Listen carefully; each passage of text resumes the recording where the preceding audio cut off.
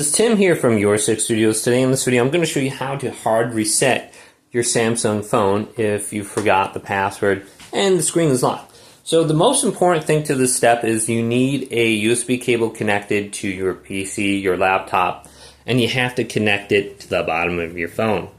So once you have that hooked up, it's charging, we can just go to the top right here and go to power and just turn off your phone. So let's go to power off right now and tap this.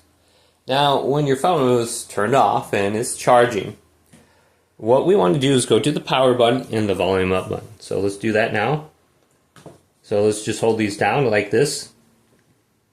And we might see a symbol or something like that pop up on our screen. We can continue to hold those two buttons down. And that's fine. It'll bring us to this screen where we can go to wipe data and factory reset. We can just tap it now.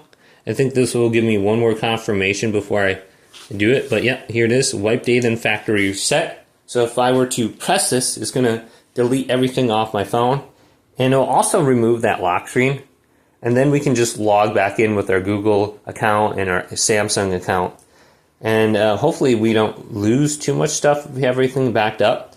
But if you're unable to access your phone because it's locked, just simply do that. The most important thing is to have it plugged into your computer, though. Hopefully this video did indeed help you out.